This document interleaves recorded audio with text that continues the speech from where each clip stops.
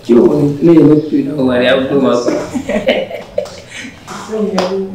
Ni pun dah orang baru. Itu mesej dia ni. Mau mula dah. Halo. Itu mana benar. Tahu kau lu. Dekat aku. Hello. Nyata mito. Ni wong bubo coba lu. Baba dia punya wakoju. Anu banyak. Nanya kata. Alpas sama dengan Mimi dia bona na mafia ni ba como se bobo ni je toi ni no ma bobo na ncho bo nyu bobo na so enyi na fia kukuna le tane ncho ta ma nyama na kweda asimo gugugu ncho ha ncho yi wa hasi na matelia ke be so ko na le bana no wa na le bana no wa mi ese yang gara kebelo le ngol ko yame ona minya be soro de asukuye fi mi ya mi le university be fa e se seole di joko poje me gabale no sesia mi anon mi se problème yes to no ngeto je va yakun wa ve se suna bo va o nomo ye na khove se o petera ko English ou alors français ou alors absorber na absorber ve se ko enunciar na zonnyare la pa ba dodonu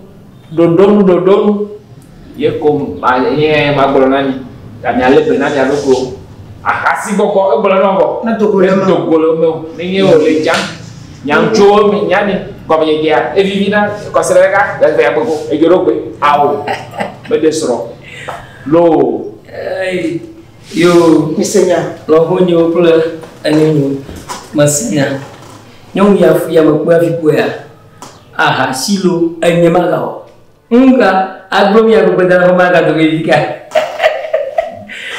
tanya mote blogedu abalele ala ma balaga ne maga trova fi akuli jinga ka fo magba ne ya tan ko manya bo vi yore ta awsro ya jwalo no mo yalo ayo dada akwe na ko ko na ma wa ri jini ma do npo ka jina yondo bio no kutaba loro nyokudo holali daga miba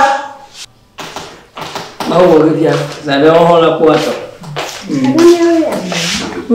mama tani de ya kona la fere hola ni lolo nyemina ayo lolo nyopla holali abonya tamina na atonga ngumbuto ya vyama aprosonya wano konya tayo mabono yo minam na maklan ya fi elema abiamo ta bono mako agana kwa ni jo ado no bomida o chama ndio no bana nini kwa vakansa ni mama usho wala leo wana kweji ya udosia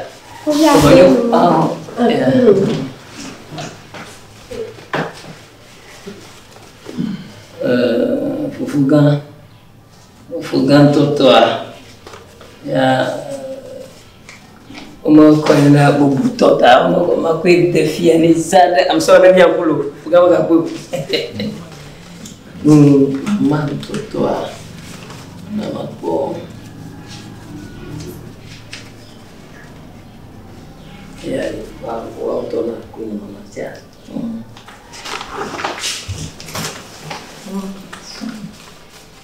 Dakwele ni. Maswap. Ni dakwe. Maswap. Mau no kweli. Amen. Na liki nyago swa pani liki. Amen. Kwa ifensi fini. Amen. Amen. Nganga ona tulo so ba. Amen. Evio, ya di vio za. Bangbanto. Vio wa to ga ba fi ape to ape ni ya. Dewa jiji. Yo, makanya kita nyala kemudian. Oh, nya ada peso. Ya miennya. Yo, aku agak hanya punan. Yo. Mama aku. Oh, Ofuga. Ah. Aku agak. Oh, kira nyala sesuatu. Amen. Ah, nyala benar ko. Yo.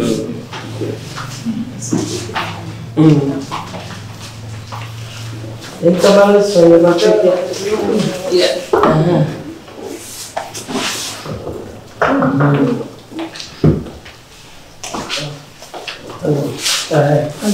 Ayo. Mau jalan nonggonan. Bye-bye.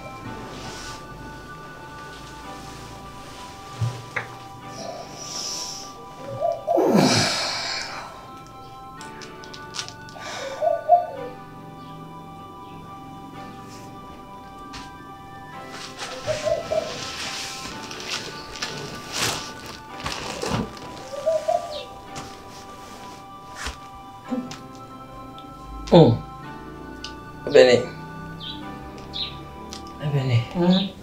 Oke. Oke, jo malo to ba. Nto omnyankelejo. Omnyankelejo.